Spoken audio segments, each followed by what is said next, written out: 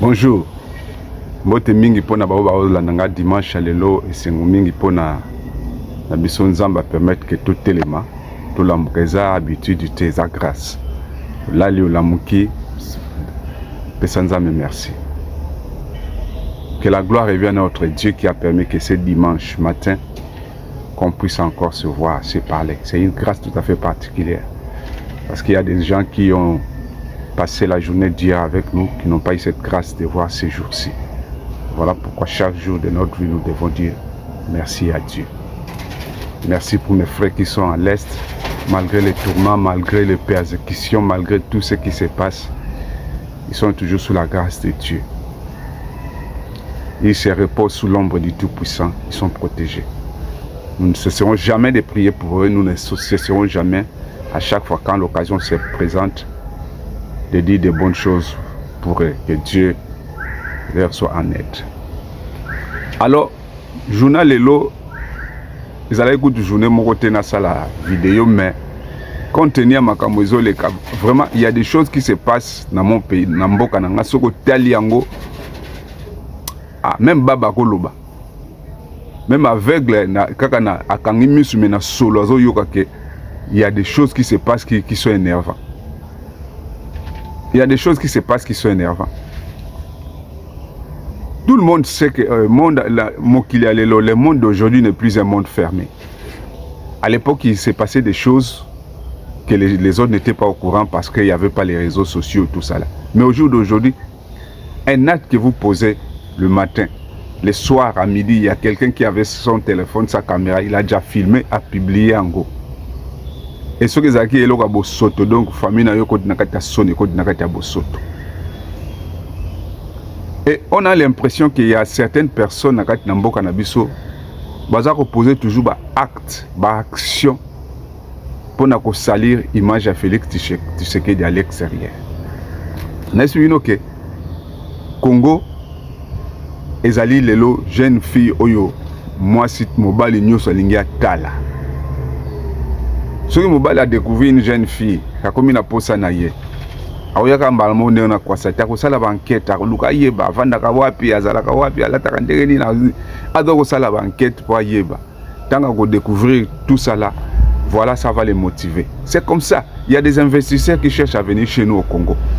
Bazako Yoka, Congo à l'honneur. Lobi Nathalie match, j'ai suivi les matchs de Monaco avec Rennes. Ça m'a fait plaisir quand j'ai vu sur les maillots de Monaco écrit RD Congo. Bon, il y avait une petite écriture en bas, je n'ai pas bien vu parce que c'était petit. Ça devait être au cœur de l'Afrique, quelque chose comme ça. Nathalie Angoliboso, je n'ai pas d'abord cru. J'ai encore regardé les infos, je dis ah! Moutoumoro pas mouna non, le Congo a une visibilité. Ça va attirer la curiosité. Batuba yeba Congo yango oh yolelo batutu bazako lunga baye bezandengeni. Nathalie na Barça zako beta na mayone RD au cœur de l'Afrique. Ça veut dire Félix Tshisekedi a yepo apesa Congo image oyo abungisaka depuis créer une visibilité pour monde à découvrir qu'il y a un pays qui existe. Au jour d'aujourd'hui, quand quelqu'un veut découvrir ce pays, à cause du téléphone, il y a Google. Google a commis République démocratique du Congo. Paf! Mis l'emplacement, il y a RDC à la superficie. Si vous pouvez aligner, il y a Makambozo le Kanamboka, à cause du téléphone, il y a YouTube. YouTube. La vie en République démocratique du Congo. L'excès de vidéo, surtout, pour ça concernant République démocratique du Congo. Et c'est là où il va découvrir cette république. Découvrir. Et ça n'a pas de souci, il faire circuler l'image de ya Congo. Moi, je suis à l'étranger. Ils ont une chaîne sur le rôle à Molière, parce que chaque fois que vous avez Molière, une fois donc chez vous au Congo, ça se passe comme ça. Ah, chez vous au Congo, c'est comme ça. Ah, chez vous comme ça. Na Katiango. Parce que Molière donne toujours une mauvaise image de mon pays pour na baba bazali banda bazako tala.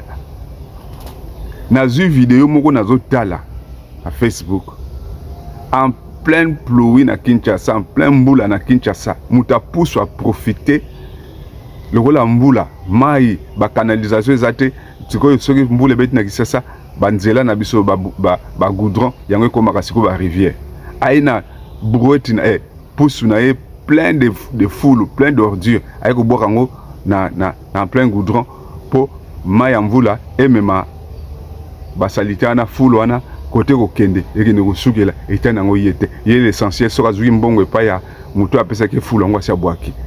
On voit encore une autre personne a zui pousse na ye plein d'ordures ke nango na rivière zakena kalamu a boaki po ekende tchola mais tant ekende kuna liboso eko s'entasser. Imaginez que batu 10 ou bien 20 baboaki matisi ndengwana et que ne ko s'entasser paf et boti ba inondation et côté na kati bamboka. Voilà des mentalités comme ça.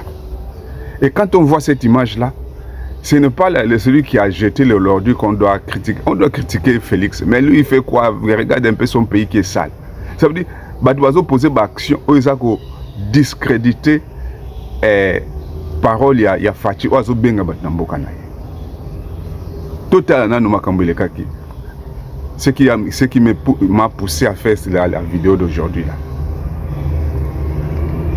Ba policier obimi na nzela pour ça la contrôle, au sala au réguler circulation. Au télémisi mutu, mbala moko pouf, au côté na kata voiture na ye. Au komi ko tuna mikanda, au komi ko sala bo. Est-ce que ba yeko leki yango ndenge wana?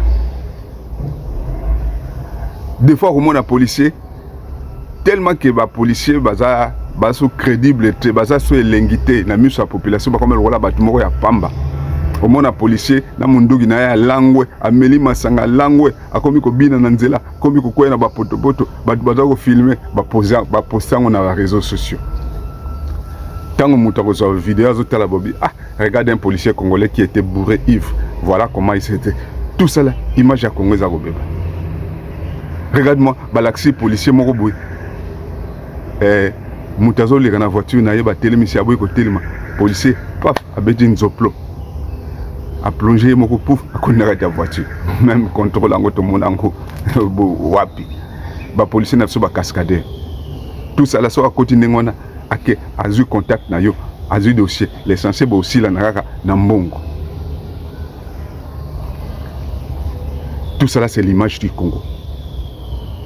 Et na moya lelo kalezala ki makambo ndenge ezo salama nango na nkuku ezo suka kaka lepa na biso kuna lelo yo makambo ezo salama batu na libanda bazomona ngana moni yango na moni ba image wana za na kati ya Kisasa te za na libanda mais na moni image wana quelle est l'image tozo pesa na mboka na biso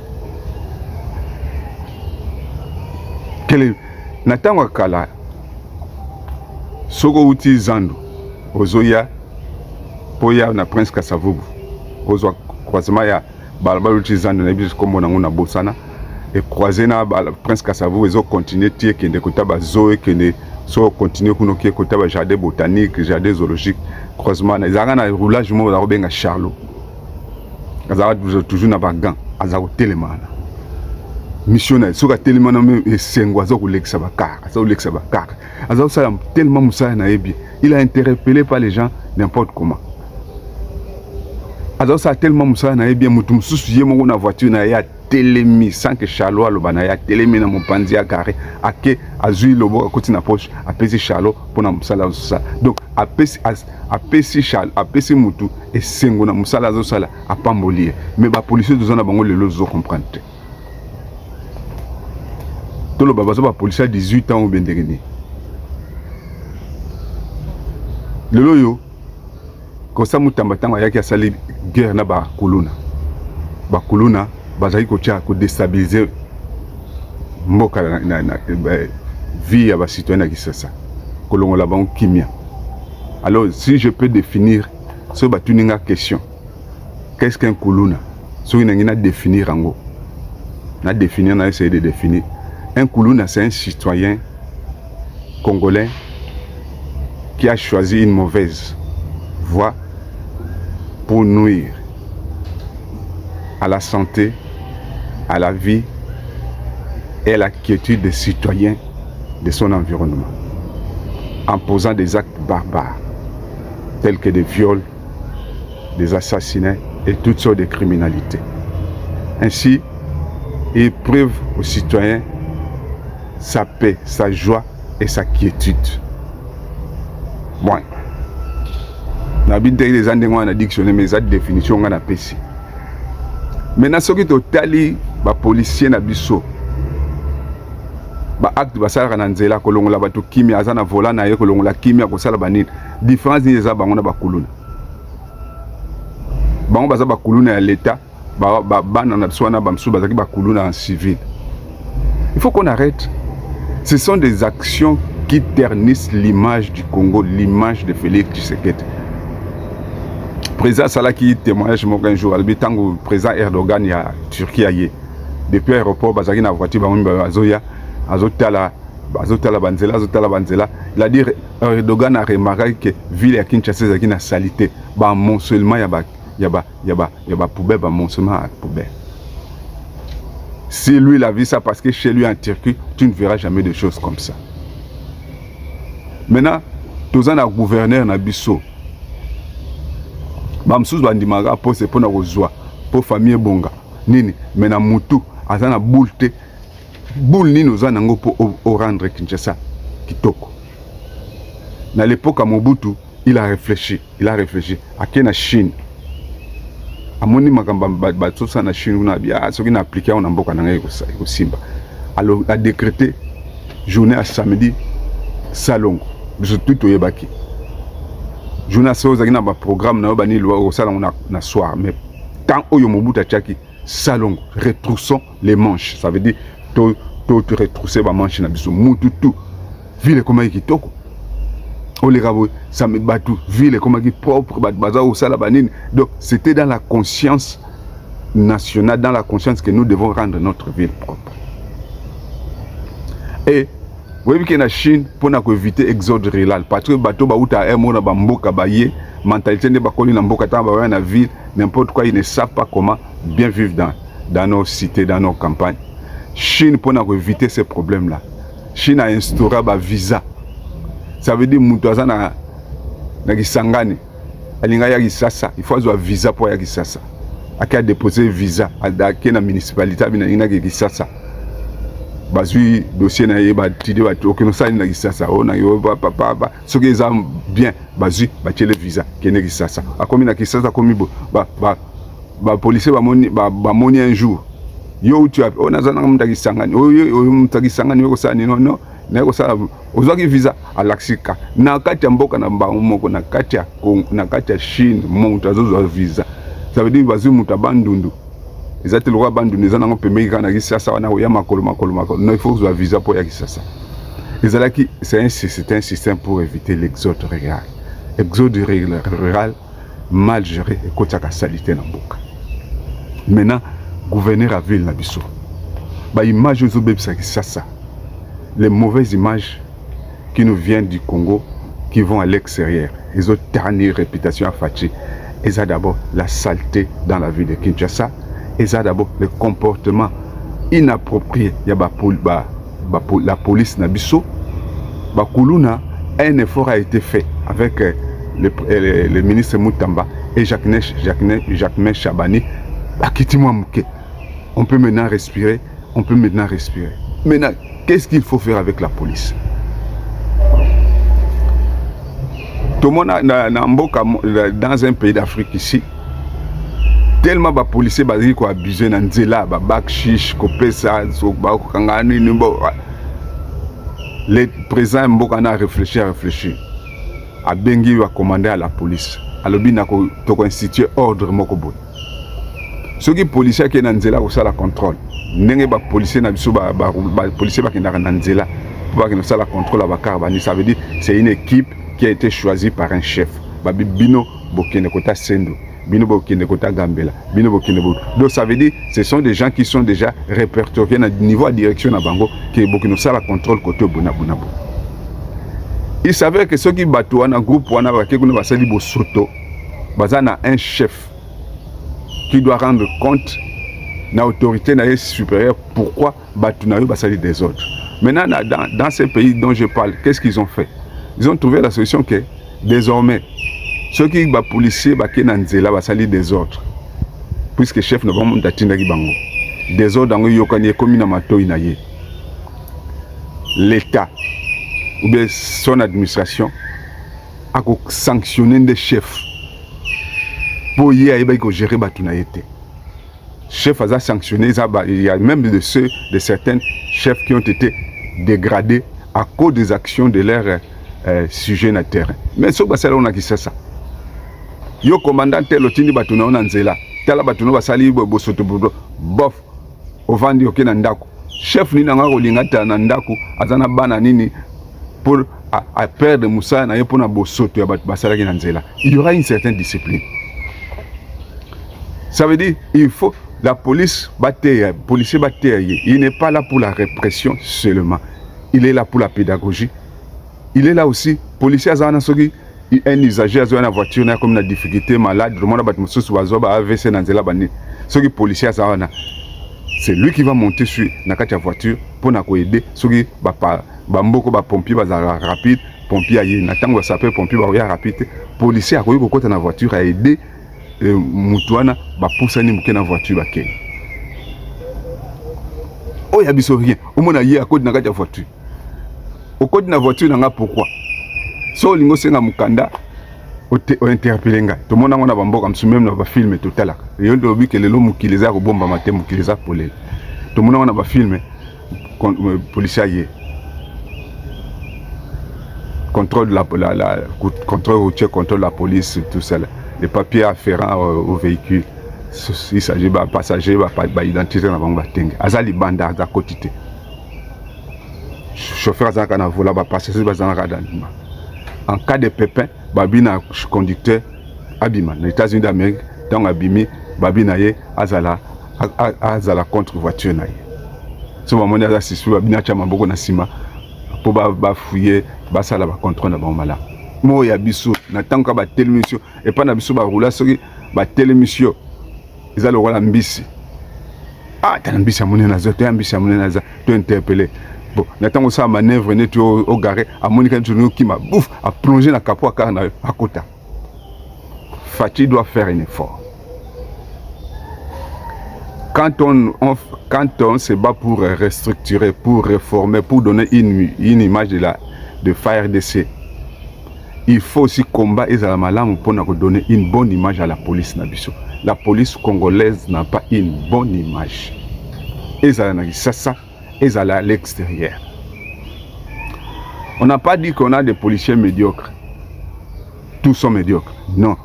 Mais il y a certains qui sont médiocres, qui ternissent l'image des policiers au Bazamalam. Un sac plein d'oranges. Si vous mettez une orange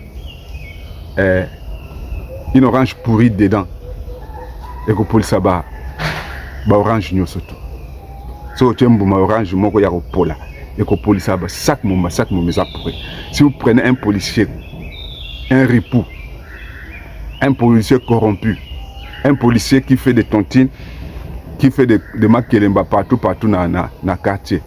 Aïe, si on a terrain pour photo, on a fait appeler ça lelo. Donc, Aza à tout prix, à tout prix, tant à Rubima. Abima n'a pas dit kelemba. Bon, ali kelemba, il va utiliser tous les moyens qu'il faut pour l'avoir. Que la paix Fatimawa. C'est monsieur qui se bat. Bato baza critiquer azoraba avion de poids que la solution. Azoraba avion de poids yebande côté ni na kosala. Tous exemples net ya vie de Kinshasa.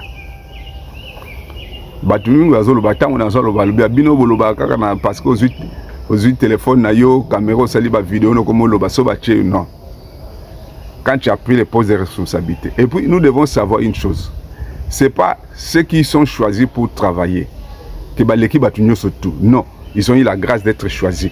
Mais il y a quelque part, Batum Soussou, Oito Yebite, Oto Monate, ceux qui va payer tâche ou nazo sala, il peut le faire. Batum Soussou, Bazana Maye, Nabango, mais Bazoa grâce, Yakusa la moté. J'ai dit ça toujours. C'est pas parce qu'on a choisi ces ministres-là, ce sont les meilleurs du Congo. Non.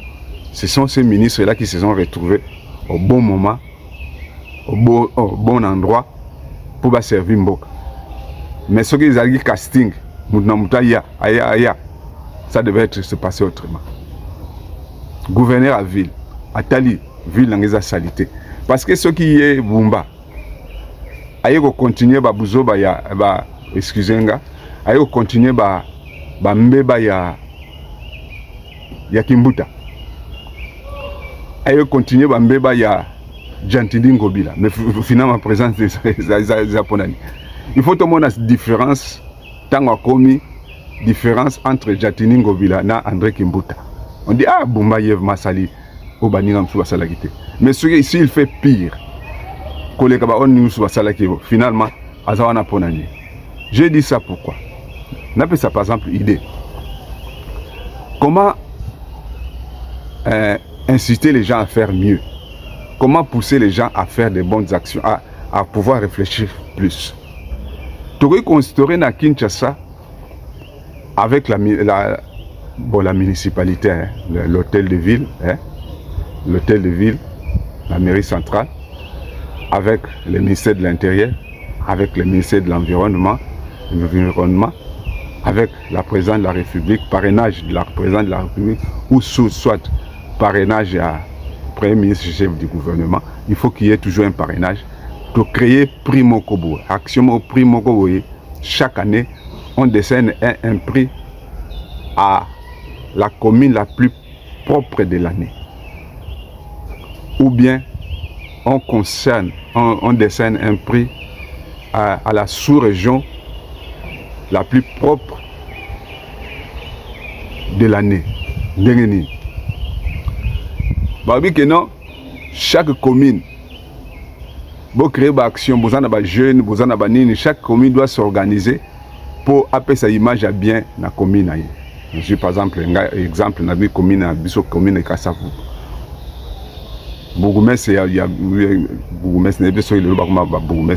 Donc les responsables de cette commune de Kassavou à réunir ceux qui travaillent avec lui. Nous voulons donner une bonne image de notre commune. Pour sensibiliser les jeunes, répéter, communiquer. Et puis, ce balancer concours, il faut les cas dans les médias pour stimuler l'intérêt national. Biso na commune na biso ya Kassavou, voilà ce qui se passe. Tolingi commune na biso est à la propre, est à la cité parmi les communes les plus propres il y a ville. Voilà boumé ça zolo la population na. Tala koto ezabo to lukato sala, tala koto ezabo to lukato sala, tala koto à mobiliser les administrés, la population va choisir jour moko boye, bango moko balingi na commune na bango jour moko ezala spécial. Pour n'avoir salaka, banini, jour moko, soit samedi na pourquoi, soit dimanche na pourquoi. Un jour, au bango tuba vous allez mobiliser pour soit dimanche na tongo ba msuba ke église, ba msuba tikali ko sala, ba o ba route église, ba ko région de ba msuba sala. Et chemin faisant, tout le monde a que quelque chose va se passer. Et la ville qui va s'illustrer, la propriété, l'État a redessiné un prix. À côté, ça a un prix, de sorte que le prix, on est à prix collectif pour la commune. On peut partager un bon, on a tout ça, il y a 10 000, toi, non. Cet argent va chercher, va créer des actions communes pour la commune.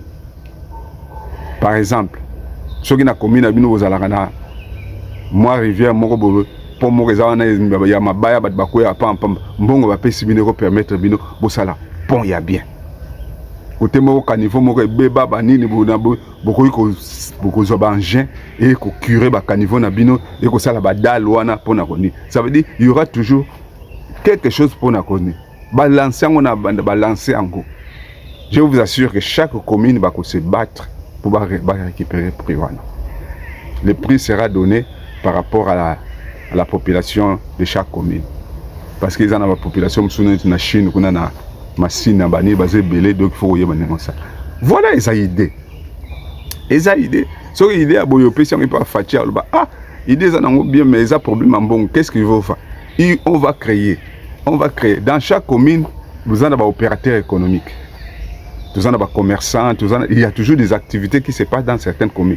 Vous mobilisez tous ces opérateurs économiques dans la commune Abino avec des petites taxes que vous prélevez pour l'intérêt à la commune. Ça peut marcher.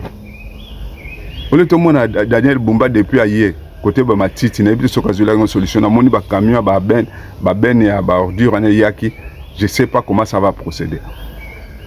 Il y a un gros anon en Mbongo. Mbongo tontia on a mal, Mbongo est belé, mais ce qu'il y a bien au sein de Mbongo est servi. Boyi ko somba ba engin, boyi ko somba pa ou ba Congo, mais ce qui besoin de stratégie technique pour na ko sala, pour na ko bongisa mboka et aussi mbate mboka za qui chasse la salité. Si la solution là passe bien à Kinshasa, ça peut aussi passer ailleurs dans d'autres provinces, dans d'autres communes. Batoko la Goma en temps de paix. Goma c'est la ville la plus belle de la RDC, partout parce que Batou habiter à Goma wana bango moko baza fier na mabele na bango, ils s'investissent pour mboka za la kitoko. Voilà pourquoi ba rebelle Butu Moi Rwanda Kagame na batu na ye Goma et ba ko échouer. Voilà vidéo na ngeza lokola un ras-le-bol là pour na ko kozwa ils na batu msusu bazali wana pour na ko salir image ya Congo. Ça veut dire directement image à Félix. Je vous assure que AFC na M23 bazali ba adversaire facile na Fachi parce que Kalamite bako longama. Mais l'adversaire le plus difficile à Fachi. Il y a tout dirigeant congolais, la mentalité congolaise. Le jour où quelqu'un réussira à vaincre la mentalité congolaise, vous allez plus heureux. Vous imaginez Moutou, Moule Beti, il y a des inondations partout, Azul Brouette, Namatiti Akubwa Kananzela. À Kanisini, est-ce qu'il a bien réfléchi? Ce sont des gens qui ne voient pas au-delà du mur. Donc, toi, tu as la mur, tu as Souki. Tu as la capacité de faire la cima mur. Tant que vous avez matiti, on a ok, pas un mouton à pesa qui a payé $50 pour libérer la matiti. Matiti, on a qui ne bat et qui côté et ça moncelait quelque part. Maï moyen les risates, maï il faut tambola. Pourquoi empêcher jamais maï à tambola? Le rôle de chenga barrage dans cela, maï à kene na mpanzi. Mpanzi on a à côté na banda kwa batu. Au moment na mutu, puisque nous avons comme un pouvoir, puisque nous avons un pouvoir, nous avons un kaka. Nzela yebani ke batu balekaka. Ye ayiko tonganda kuna ye amoni ke ndako neza muke pa na bango batu baze belé ninba azu mur na ya pusi tongi na katikati nzela du batu ba oleka sute maye koleka sute. J'ai dit quand l'homme là a réfléchi le la mutu. C'est tout des mentalités comme ça. Tant que vous faites ya koya lelo na ba engin na ye ndenge bazo sala ba buki. Mutu moko tuni ça y est question, un journaliste. Ça y est place au sommet terrain à votre tongo. Il va quitter que ça place à ma bébé pour casser un jour. Aïe bagi na ye mais amega kaka. Aïe bagi ne que place ou ane zana ma bé. Ma tongi na ye. Si ko tango bat baye ko casser. Et comme ba yo kile mawa. Et comme ba zani non. Aïe bagi. Il faut que les choses changent. Il faut que les choses changent. Le long mutambaza na boloko ponani. Mutambaza na boloko alobi ke ngalo kona za ministre problème ezati na ko sani sunade azwi mbongo ezali kotoyo a déplacer en kotoyo e botule mindundu ba la mukeli malgré zali ko samba na ye aza muta justice e ba yike na sala ki mbeba mais sikoyo comme c'était un problème politique bazako talela ye peut-être ko zoela wapi comme bangala balobaka so sali sekina musomba ko simbanye pa mutamasala ki sekina musomba pa fa ko simbanye atabo solo. L'état za l'état. Les polices tous en a moyen ya ko stopper ba bêtises na bango. Les policiers qui vont partir en route quand ils vont voir des bêtises. Na ok mon continent a lobby ka 5 population bazo ba image. Il y a des policiers ou des autres. On va prendre les images. Après, la suite des images là sera quoi? Chef na lingo lo baboui. Tozi ba image ya ba policier ba sa désordre na nzela. Et après to memeli yango oluki chef na bango des sanctions. Soit bolongo lié, soit au côté boloko. Ako benda batune bazo ke na nzela matoi. To sunga fachi béton na ba effort azo sala pona ko bongisa mboka. To sunga ye. Quand nous faisons des actions pour ternir son image, l'image, tout le monde a ok. Ba média relaxa toujours mabe nazaki na ndeko moko bo ye pona ye no fachi asala keloko moko te fachi asala keloko moko te azwaka ba image ya kala ba image ya ba MV3 yango a publier un jour na benge na bine papa to solo la exacto sona to solo ngana za lancer d'alerte na sala ba analyse politique yebisanga peut-être ngana zo mona te côté ni nango fachi azo foigner to ko sala oui, que benda matoi peut-être à Royoka père ou et puis après la salani. Oh non, à ça la faux, depuis que vous conduisez, quand la famille n'a pas tala, bazo souffrir na kin, bonabo ah. Oh zomana te batwa na benga ki batuna biso na bande konanga na kin kuna bazo kemba danser bonabo ah yangwana bande kono baluka ka musala te bavana na ndako bazo kemba des affaires ya fachi. Oh non. C'est comme ça il faut longa. Bon, to longola esi ko to chanani. Pesanga mon. Oh non, mutakozala kaka. Regarde un peu la mentalité de quelqu'un. Il veut que Fachi parte. Mais il n'a pas dans sa tête quelqu'un qui peut proposer. Azana raison tazo pesa po balongola Fachi. Mais mentalité za pourrina. Et ça rabino na sala vidéo mo na ba ke. On dit ba Rwanda ba ra loka biso po to ba loka ba congolais mususu po ba mona malamu te.